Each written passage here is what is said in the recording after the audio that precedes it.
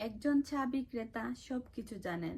কিভাবে সরকারের দেশ চালানো উচিত, কিভাবে শিক্ষা ব্যবস্থার উন্নতি করা যায়, ট্রাম্পের কি করা উচিত। বাট তিনি শুধু জানেন না সুন্দর করে কিভাবে চা বানাতে হয়। কিন্তু চা বানানো জানাটা ছিল ওনার সার্কেল অফ ইনফ্লুয়েন্স। এটা ওনার কন্ট্রোলে ছিল, এটা তিনি শিখতে পারতেন।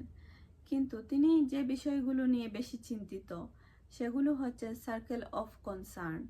সেগুলো উনার কন্ট্রোলে নেই, মানে তিনি সার্কেল অফ কনসার্নে বেশি ফোকাস করছেন। আজকে আমি কথা বলবো সার্কেল অফ কনসার্ন এবং সার্কেল অফ ইনফ্লুয়েন্স নিয়ে। যে বিষয়গুলোতে আমাদের কন্ট্রোল আছে এবং যেগুলো আমরা চেঞ্জ করতে পারি সেটা হচ্ছে সার্কেল অফ ইনফ্লুয়েন্স।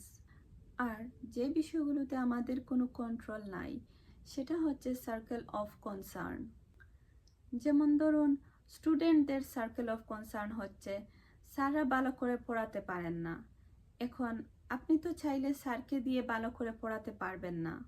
আরেকটা হচ্ছে পরীক্ষার সময় প্রশ্নপত্র অনেক কঠিন হয়েছে।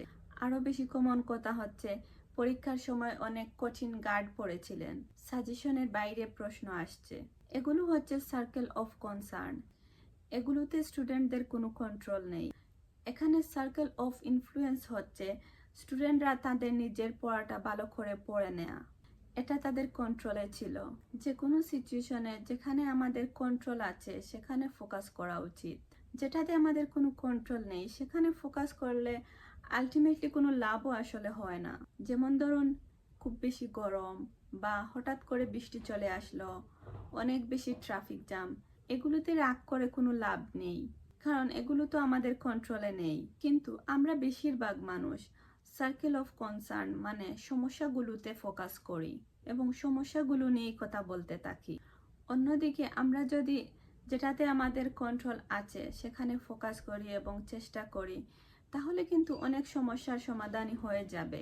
এই বিষয়টা যদি আমরা ভালোভাবে বুঝতে পারি, তাহলে আমরা যখনই আজে বাজে বিষয় নিয়ে কথা বলতে যাব বা পরচর্চা করব, ও এটা করেছে, সে ওটা করেছে, তখনই আমাদের মনে হবে এগুলো তো সার্কেল অফ কনসার্ন, এগুলো নিয়ে কথা বলে কোনো লাভ নেই। তার চেয়ে বরং সার্কেল অফ ইনফ্লুয়েন্স নিয়ে কথা বলি, যেটাতে আমার কন্ট্রোল আছে, আমার কাজ করার সুযোগ আছে। যে সমস্যাগুলোতে আমাদের কন্ট্রোল আছে সেখানে ফোকাস করলে আমাদের জীবনের অনেক হাহুতাশ কমে যাবে।